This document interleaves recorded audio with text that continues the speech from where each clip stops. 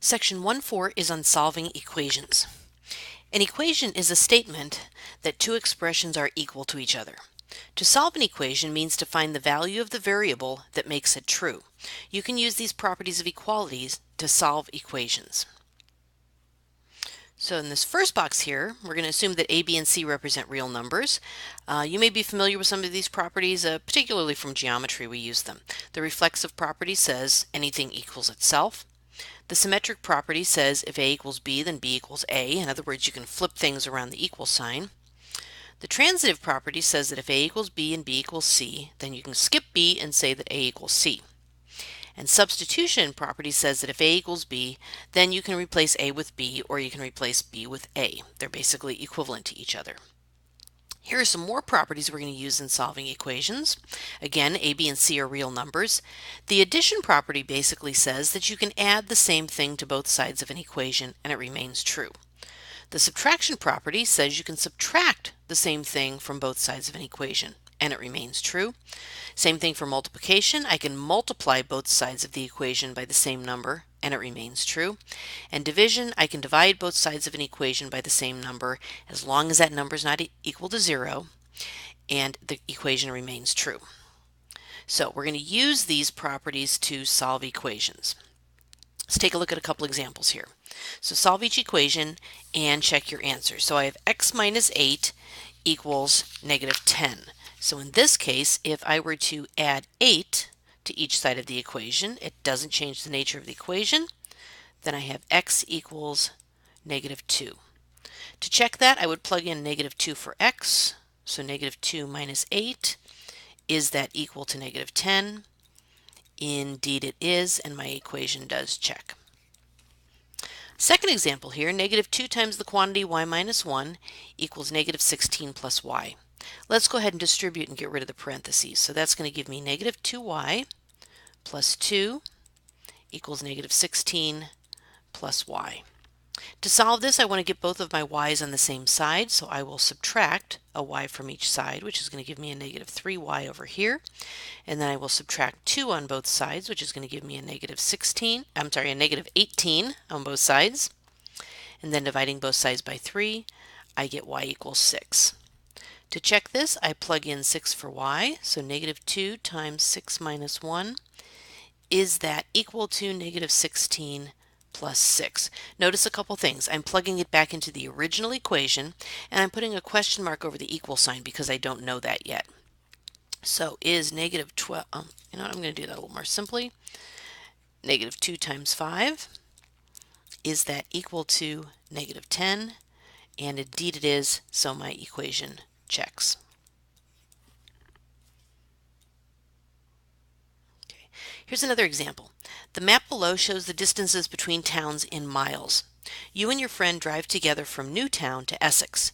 You drive first for a total of 40 miles, then your friend drives for one and a half hours reaching Essex. What is your friend's average rate? Well, the first thing I did was I totaled up, like, what was this total distance from Newtown to Essex? And that comes out to be 127 miles. And since I'm trying to find my friend's average rate, I'm going to have to use a variable. I'm going to use r for rate, and that is my friend's average rate. Remember, if you're introducing a variable into a problem, define that variable. So let's write an equation. So I drove 40 miles, and then my friend drove for an hour and a half at an unknown rate, and that represents the distance that she drove, and our total distances are 127 miles. Let's solve that equation for r. So subtracting 40 from both sides, I get 87, and then dividing by 1.5, I get 58 miles per hour was her average rate.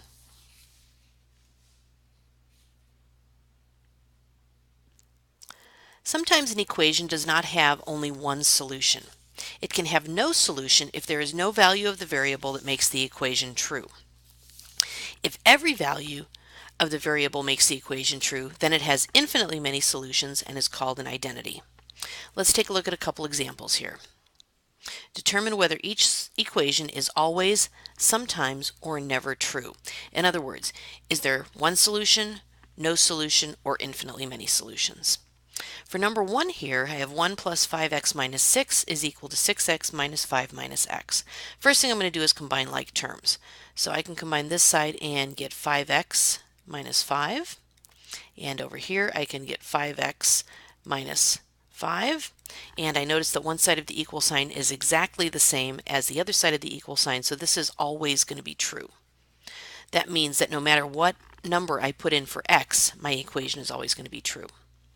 Let's go ahead and do the same thing here with number 2. Let's go ahead and distribute and combine like terms.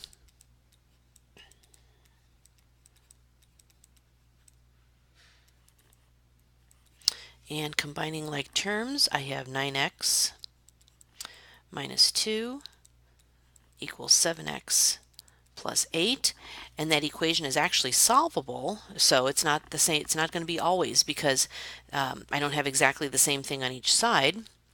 So solving that, subtracting 7x on each side and adding 2 on each side, I get that x equals 5. This one is going to be sometimes true because it is only true when x is equal to 5. If x is equal to any other value, the equation is not true. And our last concept here is a literal equation. A literal equation uses at least 2 different variables. We often see this in terms of formulas. Maybe you remember some of the volume and area formulas that we had in geometry. To solve an equation in terms of one of the variables means to get that variable all by itself on one side of the equal sign. Let's do an example. If $1,000 is in a bank account that earns 5% simple interest, the dollar value of the account, which is A, in T number of years is given by the equation A equals 1,000 times the quantity 1 plus 0.05 T. What is T in terms of A? So in other words, what I want to do is I need to solve this equation for T. In other words, I need my final answer to look like T equals something over here. Okay, so I'm going to take my equation, and I think the first thing I'm going to do is distribute that 1,000. So that's going to give me 1,000 plus 1,000 times 0.05 is 50 T. Looks a lot better now, so all I need to do is kind of peel away things from T. First thing I'll do is subtract 1,000 on both sides. And that leaves me with 50T. And now if I divide both sides by 50,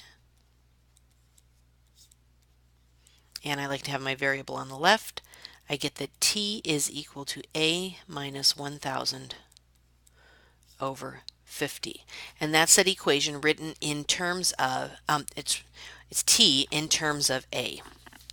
So in this section, we took a look at how to solve equations, probably something you're familiar with from Algebra 1, some of the properties of equalities that help us to do that, and then several examples of how to do problems and solving for a specific variable.